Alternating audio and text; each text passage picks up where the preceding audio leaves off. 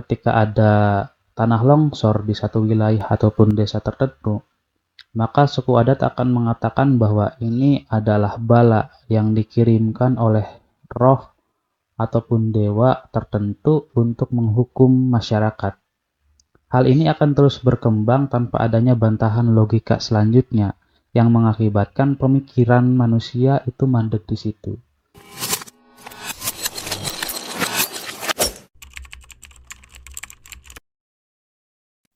Oke, halo semuanya. Kembali lagi dengan saya di channel Filsuf Liar. Jadi kali ini kita akan bahas satu pembahasan tentang mana cara berpikir orang-orang dulu atau orang-orang kuno.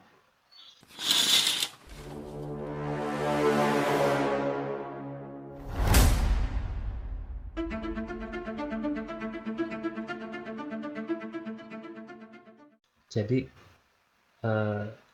manusia dilahirkan dengan nalar dan akal sehat.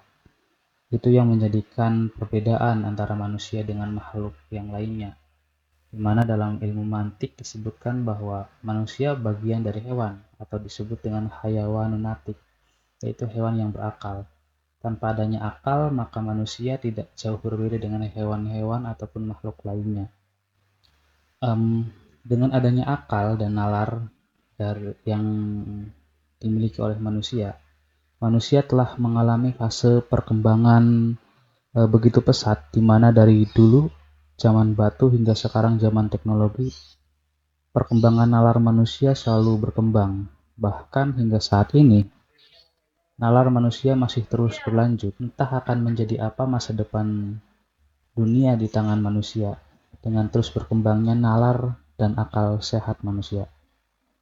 Pada zaman dulu bahwa logika itu dibangun bukan atas dasar logika formal ataupun logika formil yang dibangun atas dasar data dengan premis-premis tertentu, tetapi dibangun atas dasar kekuatan alam ataupun roh-roh yang mereka percayai sebagai bentuk untuk melogiskan sesuatu keadaan tertentu. Maka sangat berbeda ketika kita mencoba memahami bagaimana cara berpikir orang dulu dengan orang sekarang. Namun meskipun demikian, cara berpikir seperti itu masih terus berkembang sampai sekarang. Dalam artian dengan adanya pemikiran seperti itu tidak kemudian menjadikan manusia mandek dalam berpikir.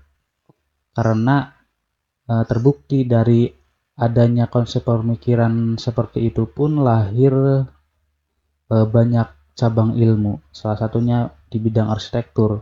Ada banyak bangunan-bangunan kuno yang pada zaman sekarang itu masih sulit untuk dinalar bagaimana cara membangun bangunan-bangunan seperti itu. Pun sama dengan karya seni rupa, seni lukis, musik, ataupun sastra dan wujud-wujud lainnya yang tercipta dari akal dan nalar manusia pada zaman dulu. Namun seiring perkembangannya zaman, bahwa manusia pun mengalami perubahan, mengalami transformasi, di mana akal yang dimiliki manusia terus berkembang mengikuti perkembangan zaman. Maka ketika ada orang yang belajar logika pada saat ini menganggap bahwa logika yang dipakai orang-orang dulu itu terlalu kaku atau dalam artian tidak menuju ke kebenaran yang sejati, karena zaman dulu kan selalu melogikakan dengan nalar mistik kayak gitu. Tan Malaka menyebutkan dalam buku Madilog ataupun Materialisme, Dialektika dan Logika, dia menyebutkan bahwa akal manusia yang paling dasar itu terbentuk atas dasar logika mistika. Logika mistika ini yang berkembang di Indonesia. Menurut Tan Malaka menyebutkan bahwa ketika orang masih dalam fase logika mistika, maka dia tidak akan mampu untuk menjadi orang yang maju. Dikarenakan logika mistika ini masih terpaut ataupun masih menggantungkan cara berpikirnya dengan hal-hal gaib ataupun roh-roh nenek moyang, yang mengakibatkan logika ini selalu mandek di situ, tidak mengalami kemajuan. Berbeda dengan di barat. Misalnya di barat sudah menggunakan logika dasar, logika formal dan logika formil yang menjadikan kausalitas itu terjadi sesuai dengan premis kebenaran 1 dan 2. Sedangkan dalam logika mistika itu hal yang terbentuk logikanya ya seperti itu. Misalkan contoh seperti ini. Ketika ada tanah longsor di satu wilayah ataupun desa tertentu, maka suku adat akan mengatakan bahwa ini adalah bala yang dikirimkan oleh roh ataupun dewa tertentu untuk menghukum masyarakat. Hal ini akan terus berkembang tanpa adanya bantahan logika selanjutnya yang mengakibatkan pemikiran manusia itu mandek di situ. Sedangkan logika formil ataupun logika formal itu berkembang. Semisalkan contoh, ketika satu kebenaran menjadi sebuah premis satu ataupun tesis, maka kemudian ada lawan dari kebenaran itu yang disebut dengan kebenaran 2 ataupun premis 2 yang menjadi antitesis. Maka ketika ada satu kebenaran melawan satu kebenaran yang lain, akan timbullah sintesis. Sintesis ini yang menjadi faktor kebenaran yang disimpulkan dari dua kebenaran tadi.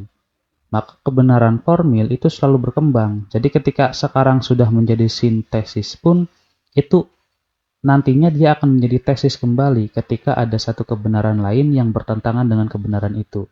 Kemudian itu akan terus berlanjut yang mengakibatkan logika dan nalar manusia terus mengalami perkembangan hingga saat ini. Berbeda dengan logika mistika tadi. Logika mistika tadi ketika sudah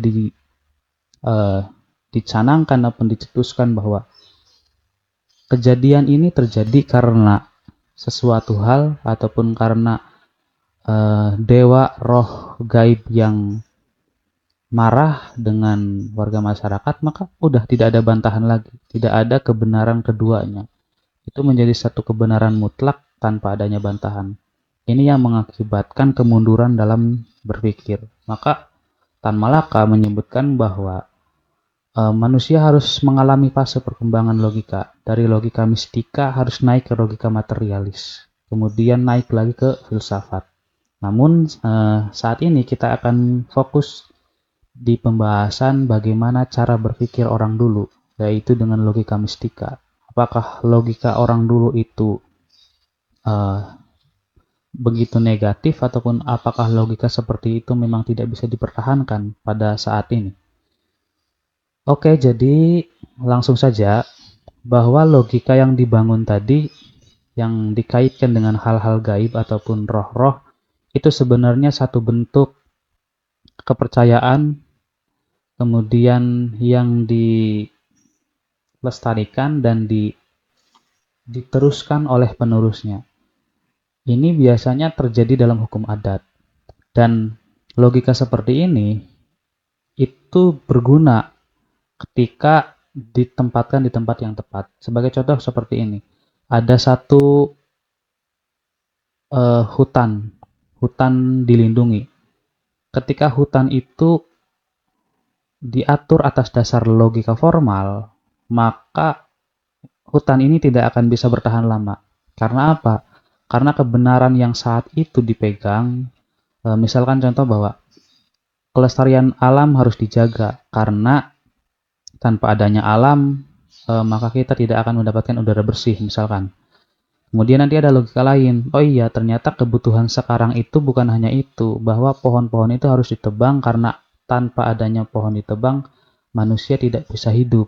Tidak bisa hidup karena tidak bisa membangun rumah, tidak bisa mendapatkan makanan dari hasil penjualan kayu misalkan. Maka logika-logika yang berkembang seperti itu akan mengakibatkan alam itu hancur. Dan logika mistika ini justru melestarikan. Ketika logika mistika itu mengatakan bahwa hutan ini dilindungi. Ketika ada orang yang melakukan penjarahan ataupun melakukan kerusakan terhadap hutan, maka dia akan dikutuk oleh dewa misalkan. Dan logika ini tuh bertahan gitu. Maka sampai kapanpun itu akan menjadi kepercayaan dan alam akan tetap lestari.